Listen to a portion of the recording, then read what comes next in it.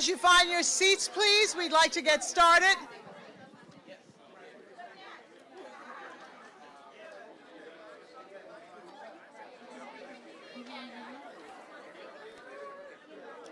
Beautiful. How are you? Good.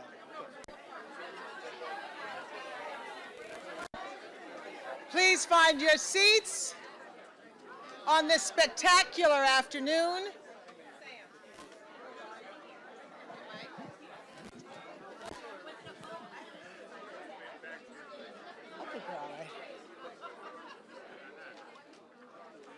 Good afternoon, everyone. I'll try it again, but thank you very much, Joe. Good afternoon, everyone. Good afternoon. Thank you. I'm Reverend Liz Walker, and it's my honor to be your host this afternoon. I'd like to welcome you to this very special day, the dedication of this very special space in the memory of Dr. Ken Edelin. While healing is obviously the primary focus on these grounds, we all know that a medical center is much more than that. There's an energy, a spirit to this place, if you will, a spirit of support, encouragement, reconciliation. There is a passion, there's determination, there's all kinds of things. There is mystery here. This is a place that is greater than the sum of its parts. The same can be said about the late Dr. Ken Edelin. As we sense his spirit today, we can allow our hearts to beat proudly, and we can allow our hearts and minds to expand. Ken was an extraordinary man who lived a life of extraordinary purpose, who helped and touched countless people as a healer, a warrior for justice, an advocate for the poor, a poet, a teacher, a mentor, a husband, a father, and a good friend. Today, we honor Ken and his connection to this place, celebrating not only what he achieved here, but what Ken Edelin did for the world.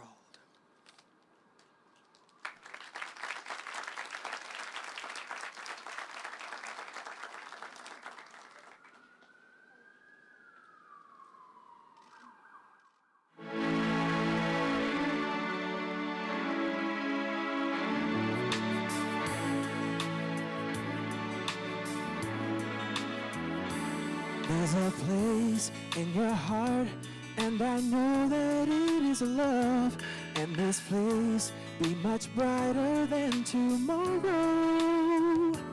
And if you really try, you'll find there's no need to cry.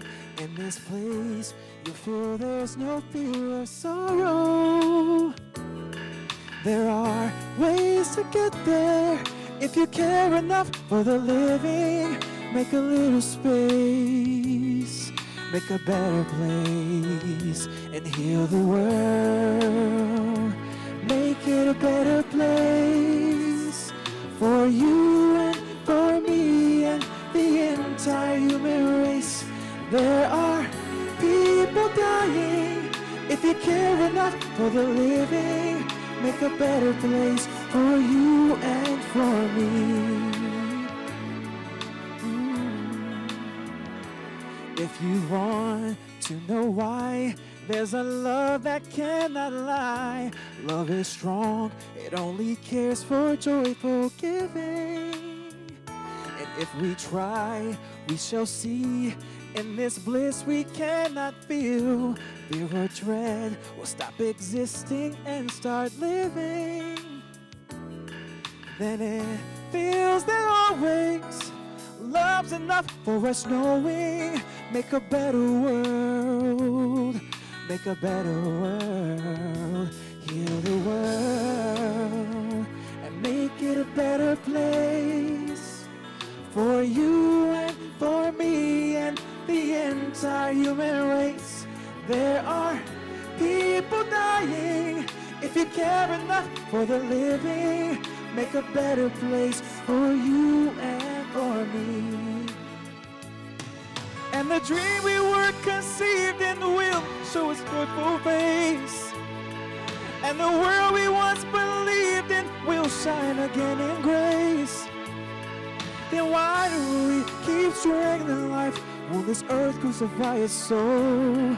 Though it's plain to see this world is heavenly, feel let's go. We can fly so high, let our spirits never die. In my heart, I feel you are all my brothers. Create a world with no fear. Together we'll cry happy tears. See the nations turn their swords into plowshares. We can really get there if we care enough for the living. Make a little space for a better place. Heal the world, make it a better place for you and for me and the entire human race. There are people dying. If you care enough for the living, make a better place for you and for me. Heal the world, make it a better place for you and for me and the entire human race. So these words are so special because that's exactly what Dr. Edelin did. He healed the world, made a better place for all of us. So this is a message that I want to carry on and that Mrs. E wants to carry on for you guys. Heal the world, oh, for you and for me and the entire human race. There are people dying. If you care enough for the living, make a better place for you and for me. There are, if you care enough for the living, make a better place for you and for me. If you care enough for the living, make a better place for you and for me. Make a better place. Make a better place. Heal the world we live in, simply for our children. Heal the world we live in, simply for our children. Thank you, guys.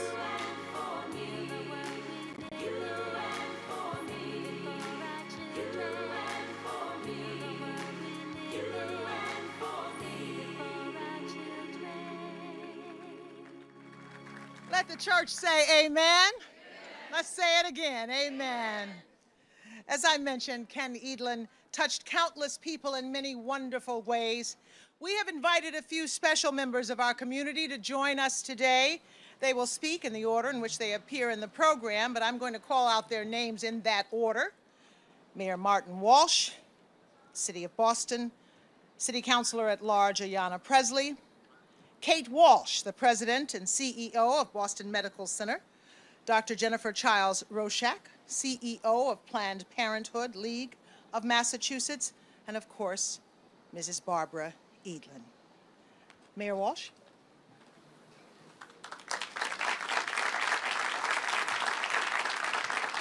Thank you very much, Reverend Walker. And Jason, you were unbelievable. Where'd he go? That was great. He can sing. Thank you for that. I look forward to hearing your next song. I want to thank Kate Walsh as well, and I want to thank, you're going to hear from Councilor Ayanna Pressley in a few minutes, but also we're joined by Councilor Nisa Sabi George, who's here with us, City Councilor Tito Jackson, who's here with us, and I didn't see him. I know he came in. Governor Patrick, where are you? Right here, and Diane, thank you very much. And I want to say to Barbara, thank you for asking me to be part of today.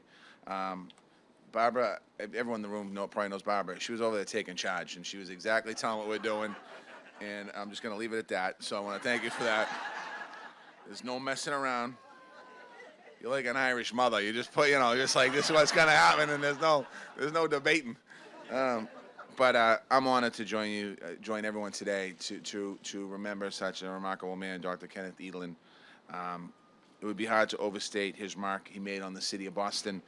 He possessed a rare combination of a remarkable talent and a devotion to doing the right thing. He broke ground for African-American physicians in our city. And it's, you know, we can't forget somebody like that. Because people today sometimes think it's the norm. It was always this way. We always had doctors who were black working in our hospitals. No, it wasn't. And a lot of people laid that foundation and broke that ground, and certainly the doctor was one of those. He fought to ensure health and dignity of women and people of color. He insisted that unequal access to health care can be seen as what it is right now. It's a civil rights issue, and certainly, again, another ahead of his time. None of Dr. Edelin's journey was easy. He faced challenges every single step of the way because of the color of his skin, because in his beliefs that women had the right to choose, and because he was a vocal advocate about the role of race and that gender play in access to health care. Through it all, Dr. Edelin continued to care for the people of Boston with integrity and with resolve. And for that, we will always be grateful. Dr. Edelin's story lives in many of us, many people here today. Some of you worked alongside him at Boston City Hospital. Some of you served with him in the Air Force. And some of you were his students. No matter what the connection is to Dr. Edelin, we can all honor him by carrying on his legacy. With honor, we can honor him by continuing to fight for equal access to health care, by treating all patients with respect and dignity, by fighting to protect choice, by insisting that we make women's health a priority. Right now in Washington, a lot of this is people are trying to undo so much of the progress that has been made in our country. We will honor him, Dr. Edelin, by fighting harder than ever to ensure that quality health care for women and people of color will remain. We will honor him by doing the right thing, especially when it is difficult. And I'm proud to say that we will honor him with a monument to his memory. This square, close to the hospital, where Dr. Edelin saved lives, will bear his name forever. On behalf of the City of Boston, it's my pleasure to officially dedicate what will be known as the Dr. Kenneth Edelin Square. I want to thank you all for helping this incredible man. Thank you, Barbara.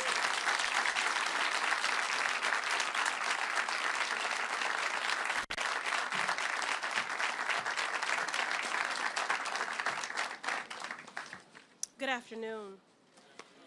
I had the honor of meeting Dr. Edelin briefly when he was honored by NARAL Pro-Choice Massachusetts in 2008.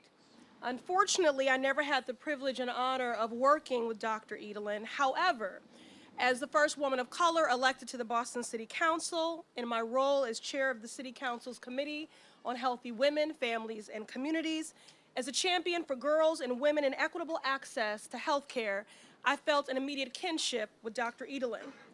Dr. Edelin was a compassionate, unrelenting advocate for equitable health care for low-income women and girls, including and especially ensuring their right to agency over their own bodies. Now, these are values and policy opinions shared by many now, but then, to take these stances and to do so as boldly as he did, risking his reputation and very security, is nothing less than heroic. In 2008, at the NARAL Pro-Choice Massachusetts event where I first met Dr. Edelin and heard his story, I must admit, considering myself to be a well-read and learned person, I was embarrassed. I felt deprived that I was unaware of his contributions. It is why, when the Wiley family and Mrs. Edelin first contacted me, I was both humbled and emboldened to ensure that Dr. Edelin would be visibly recognized and permanently honored. It is my hope and prayer, when people pass through this square, if they don't already know the extraordinary man for whom this square is named, they'll seek to learn about him. We so often spend our time studying our nation's historical greats that we overlook the sheroes and heroes in our own backyard. This square reminds us that history is not static. It is dynamic and is in reach to us all. Dr. Edelin is a local hero. His story is an important one, a remarkable and inspirational one. I want our residents, our healthcare providers, our girls and women, our young people of color to know his story, to see what is possible, and to be inspired to continue his advocacy. In closing, I want to thank Dr. Edelin's former BU School of Medicine colleagues, his former employer, Boston Medical Center, the Worcester Square Neighborhood Association, the many medical students, South End residents, healthcare advocates, elected officials and dignitaries, Deval and Diane Patrick, Mo Cowan, and many more, and of course, my Links Incorporated sorority sisters. I also want to thank my Chief of Staff, Jessica Tobner, for the many hours of sweat equity she dedicated working with city agencies for the last 10 months to see Mrs. Edelin's vision realized.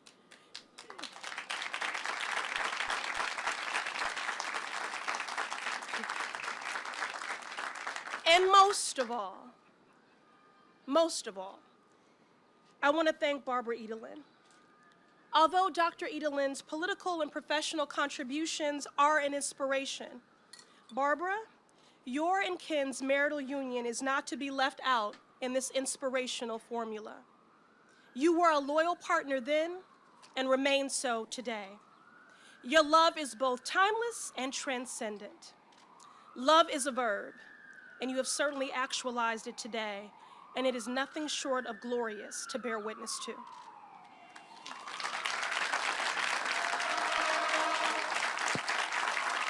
One more thing.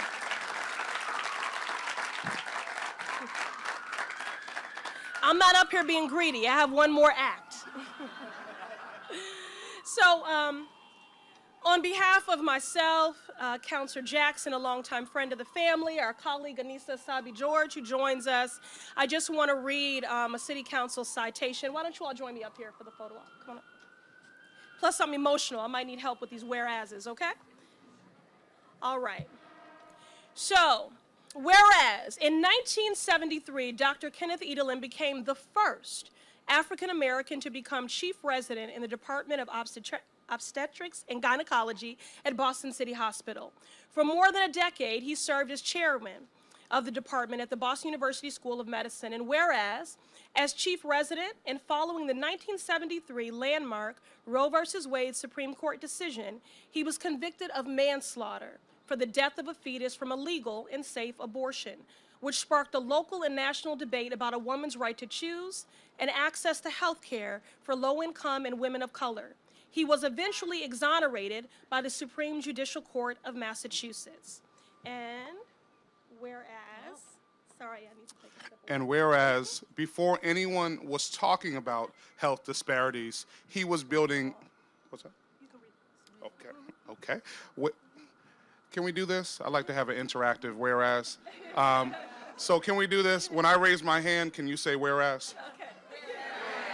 Before anyone was talking about health disparities, he was building a pipeline of doctors of color in his role as director of the early medical school selection program at Boston University School of Medicine, and his efforts dramatically increased the number of students of color attending, and he fought for equitable health care in underserved communities during his service on the Boston Public Health Commission and as a chairman of the Committee on Health Care for Underserved Women of the American College of Obstetricians and Gynecologists, and he served as chairman of the Planned Parenthood Federation of America, was a member of the board of the Alan Guttmacher Institute, and devoted 30 years of service on the national board of the NAACP Legal Defense and Educational Fund. He was a compassionate and unrelenting advocate for equitable health care for low-income women and girls, and ensuring their right to agency over their own bodies. And oh, I'm sorry, I messed that one up. I'm sorry about that.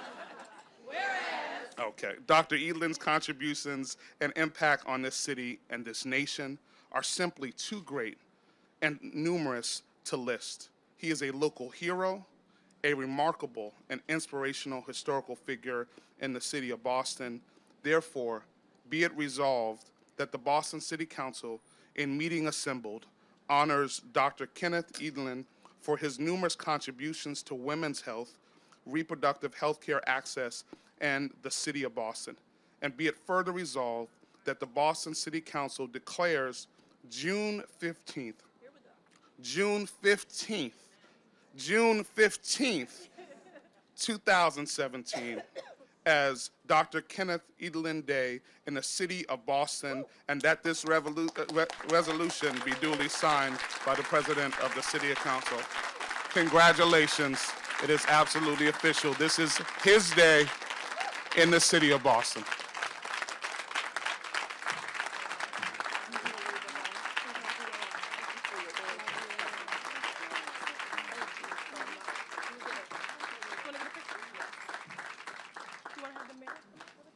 Mayor?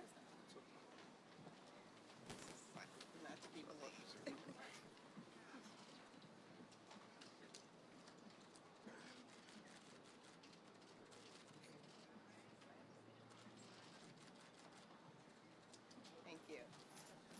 Thank you, Kate. Sorry, Kate.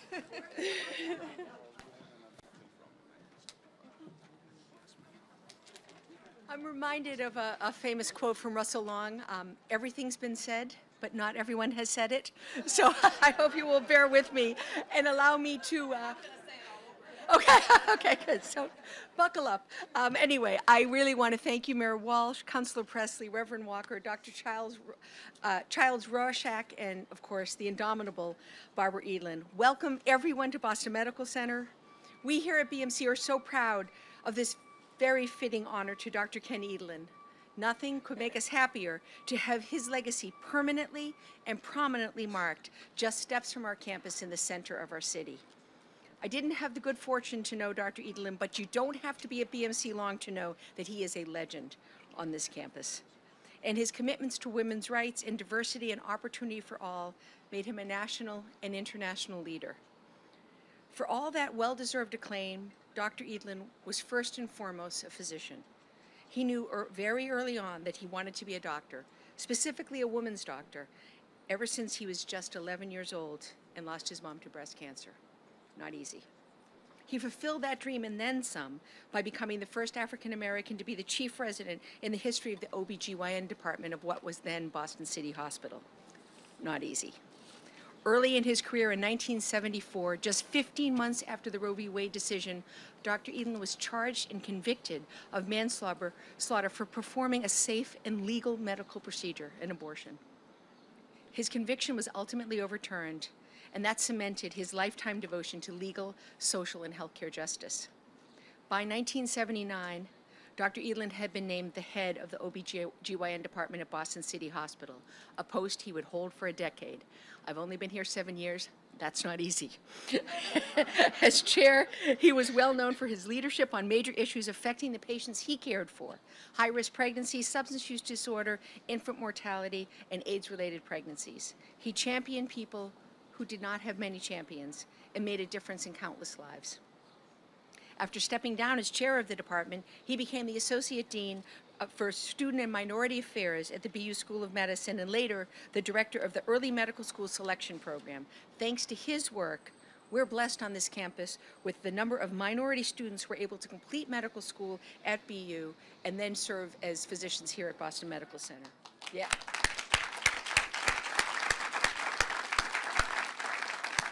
Throughout his life, Ken Edelin was a prominent voice and an effective local, national, and international leader. Far away from the stage, though, the role he played here on this campus was just as important. He was a caring and compassionate physician to thousands of patients and families. Many of you know the mission of Boston Medical Center is exceptional care without exception. I really can't think of anybody who embodies that mission more than Dr. Ken Edelin. We are so grateful for this permanent marker, which will allow him to live on and be remembered by all of us on this campus. Thank you.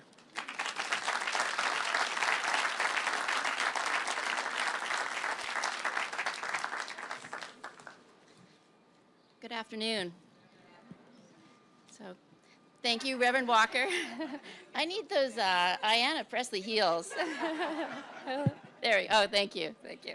All right. Thank you, Reverend Walker, Mayor Marty Walsh, Boston City Councilor at Large Ayanna Pressley, and Kate Walsh for your powerful words.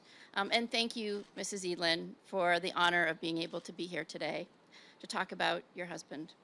I'm so proud to be here on this special day to honor Dr. Edelin and his inspiring work As a healthcare professional who served thousands of patients and a courageous leader in the political debate surrounding reproductive rights, Dr. Edelin devoted his life to keeping women safe and healthy.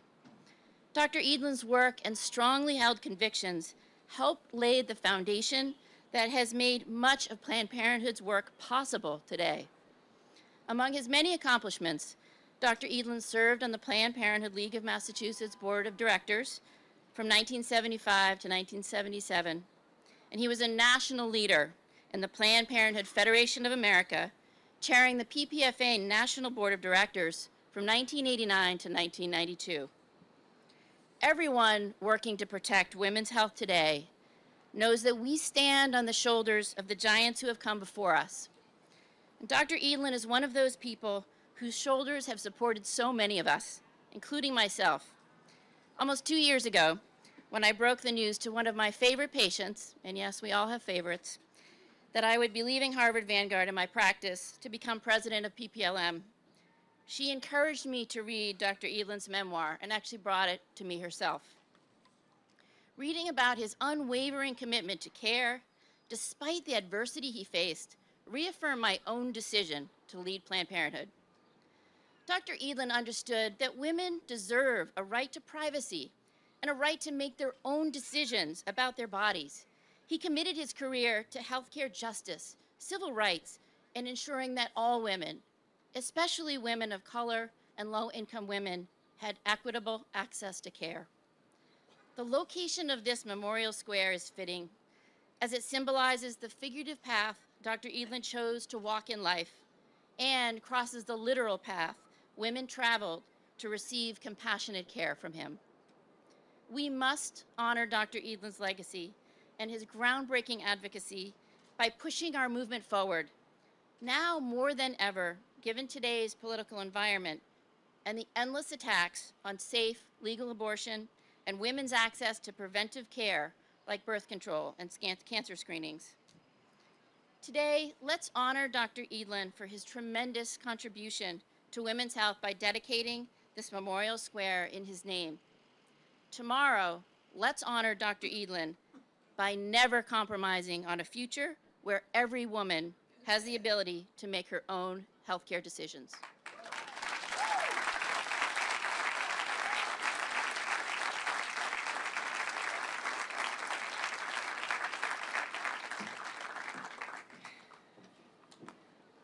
Wow. I'm going to need a minute. And don't let the book scare you. It's just big print.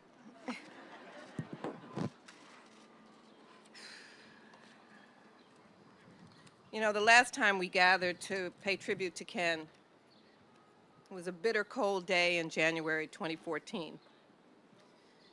Today is a gorgeous day in June, 3.5 years later, and we're here for a joyous occasion. And I'm so grateful we've gotten to this day and this moment. Mayor Walsh, Councilor Pressley, President Walsh, Dr. Charles Reshkoff, Reverend Walker. Thank you for being a part of this program, for making this day a priority on your calendars, and for agreeing to speak and pay tribute to my husband today. I'm humbled that each of you agreed to speak with no hesitation. All your remarks and remembrances captured his memory beautifully. He would be especially blown away by the approval of a resolution by the City Council in his honor.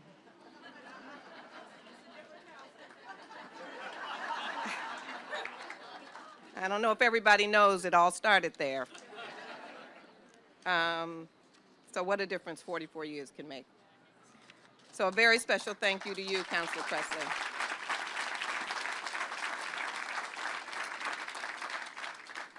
Thank you for making that happen. Thank you all. And President Walsh for allowing us to hold this event on the Moakley Green at BMC. This is a perfect location for this celebration. Thanks to you, Jason Shorter, for lending your beautiful voice to this celebration. You have a very special talent, and I wish you much continued success. Jason was introduced to me by my daughter, Corinne, who said, "Mom, you have to start using Jason for some of your events. He has a great voice." And she was right, so thank you, Corinne. I also want to acknowledge our former governor and First Lady, Deval and Deval Patrick. I had seats somewhere for you guys. I don't know. We have an overflow, but I'm so happy you're here. And Ken would be overwhelmed by your presence. He loved you both very much. And Deval, you know, he was very fond of you from the early days of LDF.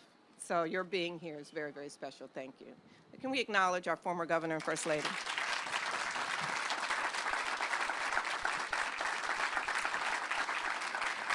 And to all of you, so many friends and Ken's colleagues, patients, students.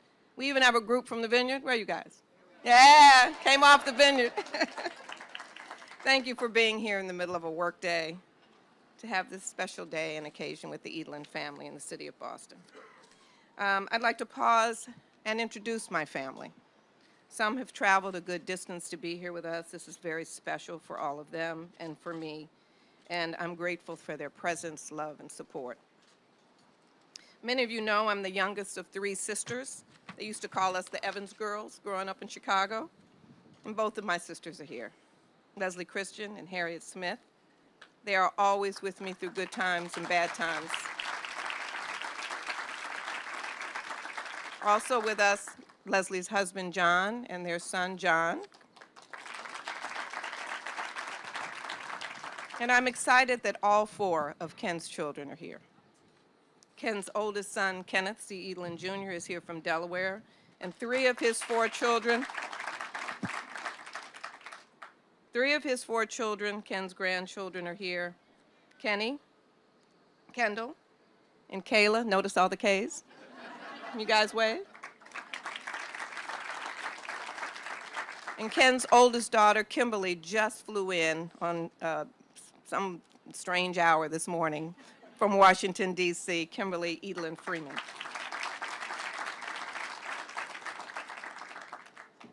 And the 2 people who give me a reason to get up and face every day and to continue to push forward, my 2 children, Joseph and Corinne.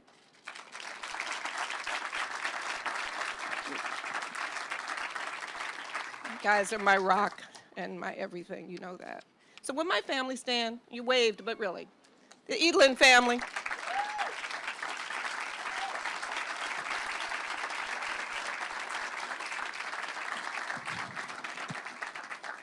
I didn't know what everyone was going to say, so there is some repetition, but I think it's all important. So I'm going to take a few moments, because this day didn't just happen. It happened because many people were involved, cared about this project, and made it a commitment. I have many people to thank for this wonderful tribute, and I will. But for me, I must start with the person we honor today. My husband of 35 years, Dr. Kenneth C. Edelin, gave us a reason to honor him because of the kind of life he led, a principled life, a life of integrity, for the kind of person he was, compassionate about his work and his mission to serve others, and the dedicated doctor he always knew he wanted to be. How many of us knew at age 11 what we wanted to do with our lives and then went on to do it, and do it well? I know I didn't, but Ken did. Many of you know, and it's already been mentioned, that Ken's mother died at the age of 46 with a horrible battle with breast cancer. Her death put Ken on a path to medicine. He was convinced his mother had never received proper care, not only because they were poor, but as a black family in the 1940s, they did not have access to the medical care she needed to survive. So he was determined to help other women, especially poor women of color, get access to quality health care, and he did. As Reverend Liz said in her eulogy at Ken's memorial service that cold January day in 2014, Ken Edelin led a life of purpose, and she mentioned it again today. He was an example to all of us what impact such a life can have on others. Ken came to Boston in 1971 as a young, 32-year-old, first-year resident to do his specialty training in obstetrics and gynecology, having just completed a tour of duty in the Air Force, rising to the rank of captain. At City Hospital, he worked hard and became the first African-American chief resident of OBGYN in the history of the department. City Hospital in the early 1980s was the hospital of last resort for many. Patients who came there had no insurance. Often no family member or friend was available to come and sit with them to see the doctor or sit in the emergency room for hours. And there were language barriers without the interpreters we have readily available today to assist patients in understanding their treatment plans. During this time as a resident, Ken rotated to work at many of the city's community health centers to help these women: Roxcomp, Harvard Street, Whittier, Mattapan, and others, taking care of hundreds of poor women and girls from the Roxbury, Dorchester communities of Boston, making sure that even though they had limited resources, they would be respected and given the medical care he could offer. In 1976, Ken became chief of the department and chair at BU School of Medicine. He initiated many new programs to help patients with complicated or difficult pregnancies, many. But three examples are establishing the first methadone program for opiate-addicted pregnant women, establishing the first ambulatory surgical program at City Hospital. And he started something as simple as a patient care fund, money to be used for personal items like deodorant and toothpaste, items that are readily available at hospitals today, but not for patients in the 1980s at City Hospital. In 1989, he stepped down as chief and became Associate Dean of Minority Affairs and Director of the Early Medical School Selection Program at BU School of Medicine, known as EMSSP. This unique 6-year program is designed to bring increased diversity to the physician workforce, an effort essential to improving quality and equity in healthcare. Students in this program come from historically black colleges, universities of the Caribbean, and the Pacific Islands. This program meant the world to Ken. He taught and mentored hundreds of young doctors of color to help them complete medical school with the skills needed to return to their underserved and poor communities. And that's what they do. They don't always stay here. They go back to Mississippi. They go back to Virginia. They go back to Georgia, and that's where they work, trained here with the skills they need to go back to help communities that don't have doctors, and that's what's important. For over 15 years, Ken and I hosted each new class of these young students in our home for dinners, pizza nights, right, kids?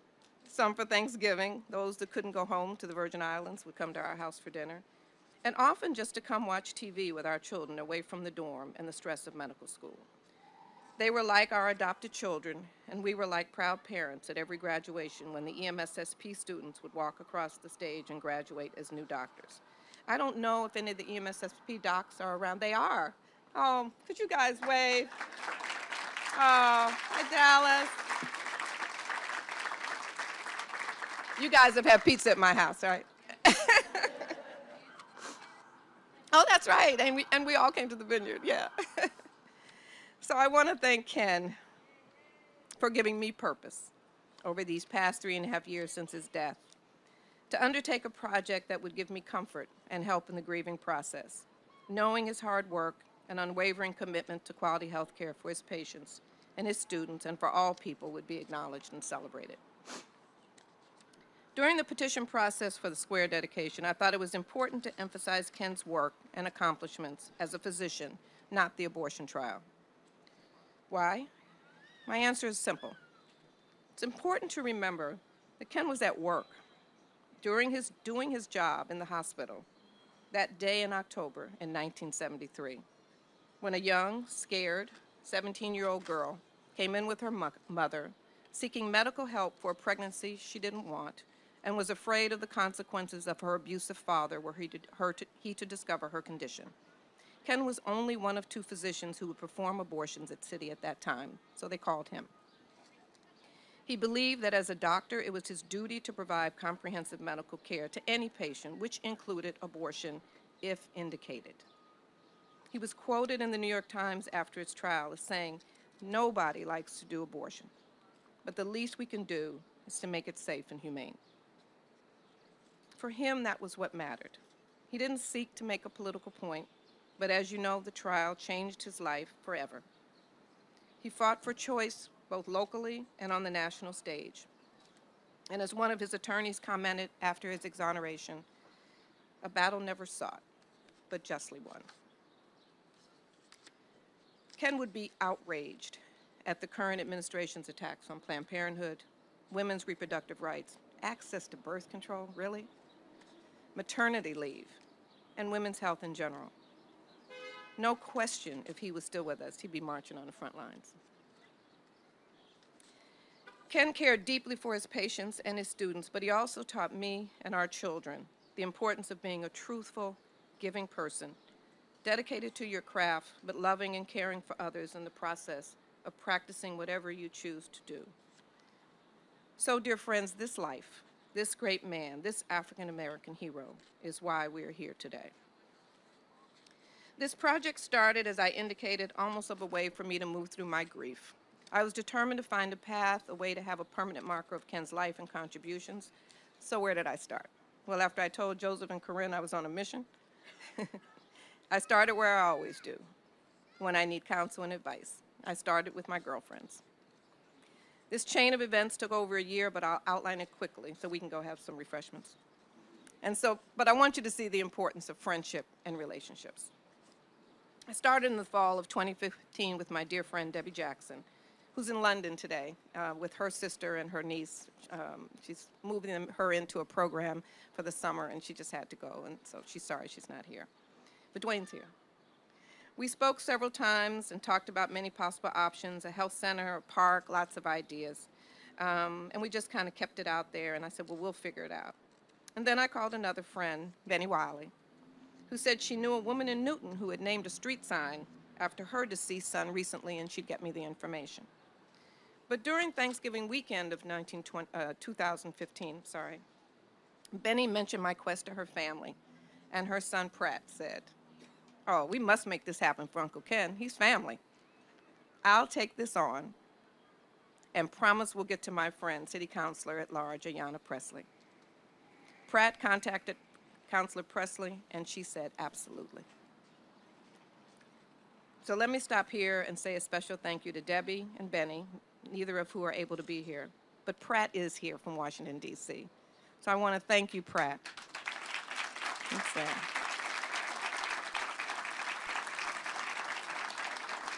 I want to thank you for your support at the very beginning of this process in 2015 and pushing me forward to get to today. Thank you. I love you. Next, Councilor Pressley assembled a meeting in June of 2016 with her Chief of Staff, the Chief of City Streets, a representative from the Office of Women's Advancement, Office of Neighborhood Services, and Chief Engineer from Public Improvement Commission. I was blown away. This was the meeting where the square option was explained to me. So I asked, as have many of you, what is a square? Well, it's the actual point where two streets intersect. It's not where we are sitting right now, folks. I said, hey, that's better than a street sign. And we were off and running. The group assembled knew that the area around City Hospital was my preference and quickly identified Harrison Avenue and Worcester Square as available for a square designation. So I just want to stop and let you know that Harrison Avenue is right there. Worcester Square intersects with it where you see the street sign. There will be a pole that will go up, and the sign will be erected and installed at that point. So actually, Dr. Ken Leland Square is on the other side of where we're sitting right now.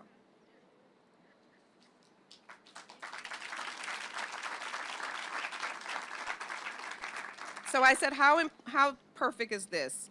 That Harrison Avenue and Worcester Square are available for a square designation, right in front of Boston Medical Center, where Ken had worked when it was City Hospital, and where I gave birth to both Joseph and Corinne. So we all agreed this site was the perfect option for Ken's tribute. But then I learned about the petition process to obtain approval. Mr. Mayor. For the square, I would be required to attend 2 hearings before the Public Improvement Commission of the city. The first hearing, I would present my case why Dr. Edelin should receive a square designation, and then I would return 10 days later with a petition of signatures from residents in the South End and other Boston communities showing widespread support for my request. And so I left the meeting encouraged, excited, and a little scared. Where in the world would I get enough signatures to satisfy the commissioners? No exact number was required, but widespread support was expected. Ken and I have been gone from Boston for 10 years. What would I do now? Call another friend. I contacted Reverend Liz Walker because this is her community. And I said, Liz, I need help. Where am I going to get enough signatures in time for my hearing with the commissioners? I don't know enough people, and I've been gone too long. Reverend Liz was clear. She said, we got you. And she did. She said, we'll start circulating the petition amongst my church members, but I have a young man in my congregation who knows everyone in the South End, and he'll help you. Enter Aaron Jones. He didn't know me and only knew of my husband, but because of his pastor, Reverend Liz, he was willing to help. With 10 days to go to gather signatures, Aaron made copies and engaged other soldiers, including Tracy Lithcutt, who's here. And together they worked the South End, Roxbury, and Dorchester over 2 rainy weekends in October and gathered hundreds of signatures on my behalf. So thank you, Reverend Liz, and Aaron and Tracy Wade, please.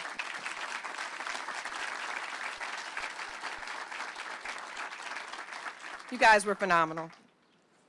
My next special thanks has to go to Councilor Pressley, who gave me the full support of her office staff over the summer and fall of 2016. I cannot tell you the time spent, the emails, the phone calls. We came out and had site visits, and the patience practiced by her staff to guide me through the dedication process. There is no way that I would have completed the petition process or even understood it had it not been for Ayanna's Chief of Staff, Jessica Tobner. I must ask her to stand and be acknowledged. Thank you. She is a superstar and a very special giving person. Thank you, Jessica. Additionally, Amy Cording, Chief Engineer from the Public Improvement Commission. I think Amy's here. There she is. Thank you. Amy was a valuable resource regarding the hearing process. She told me, you'll be okay, just go and talk about your husband, don't worry. She had me understand the sign dimensions and how it was going to go up on the pole and everything. So I wanted to acknowledge you, Amy, so thank you. The Worcester Square Neighborhood Association lended their support early on, and I want to thank them for allowing me to speak about Ken at their monthly meeting on very short notice when they had a very full agenda of other important neighborhood business. So I know some of them are here. Thank you, Worcester Square Neighborhood Association. Thank you to Sam Chambers, the mayor's liaison for the South End, for his support and counsel and scheduling this event on your calendar back in February. Thank you to Stanley Roberts, my graphics designer, who worked with me for months on creating the sign, and to Ken Barrett and Tim Seberg from BG Events for their event setup and expertise today. Now, I'm used to doing other people's events, but I had to call in resources for this one. Finally, to all of you who signed the petition, forwarded it, and asked family members and even strangers to sign. So on October 20th, I went back before the commissioners, the Public Improvement Commission, along with, again, my friends, Benny and Flash Wiley. And Flash gave rousing remarks to the commissioners. Thank you, Flash. I asked for their approval, and I gave them 1,000 names and signatures.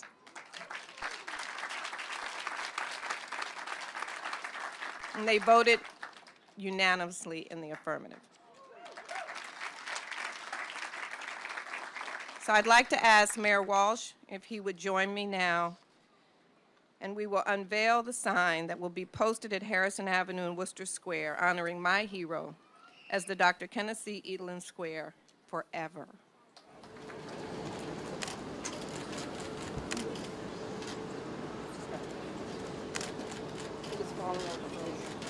Maybe we should go over the top that way.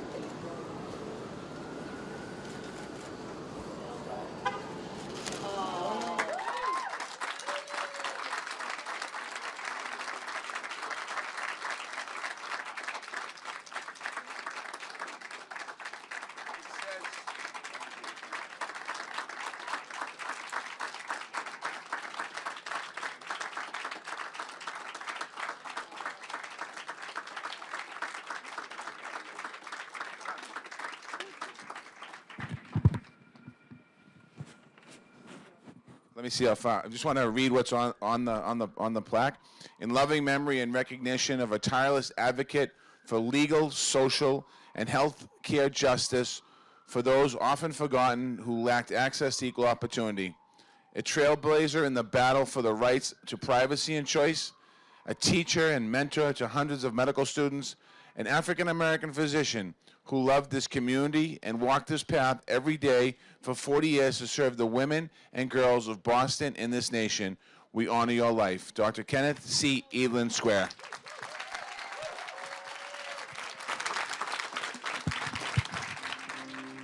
If you look inside your heart, you don't have to be afraid of what you are. There's an answer. If you reach into your soul, and the sorrow that you know will melt away.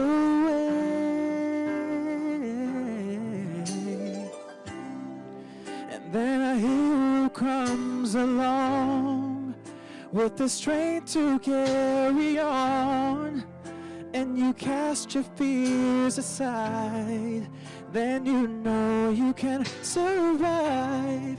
So if you feel like hope is gone, look inside you and be strong, and you'll finally see the truth that a hero lies in you.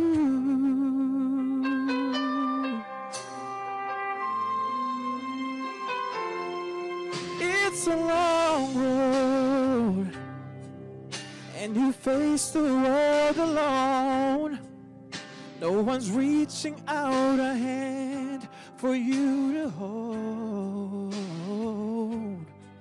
You can find love if you search within yourself, and the emptiness you felt will disappear.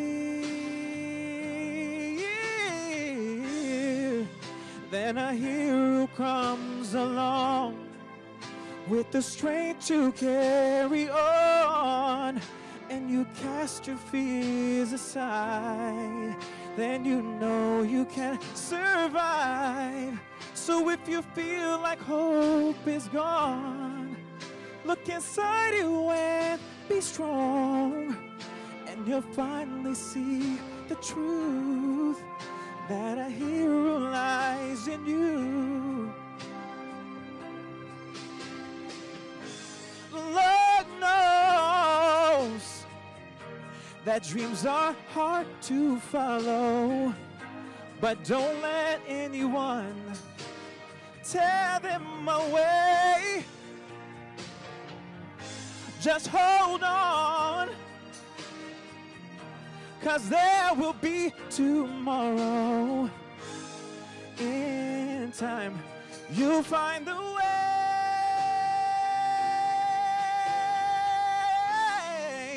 Then a hero comes along with the strength to carry on. Then you cast your fears aside, then you know you can survive. When you feel like hope is gone, just look inside you and be strong. You'll finally see the truth that a hero lies in you.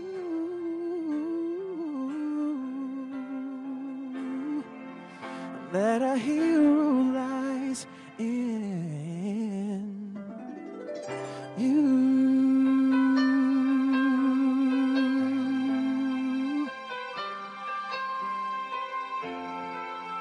That a hero lies in you.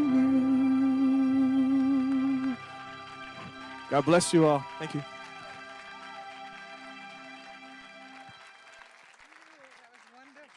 Thank you, Jason. The family invites you to join them in a reception next door at the Carter Center building. And I was thinking as I was watching the people behind the speakers about Ken's spirit still being here and in people who don't have access are still coming here and being served. And it's an interesting thing about the blessing of spirit. It's not just something that will comfort you in memory. It can inspire you to move forward. And so my prayer for you, Barbara Edelin, and this family and all of us, that we will move forward in the spirit of Dr. Ken. Thanks for joining us. Have a good afternoon.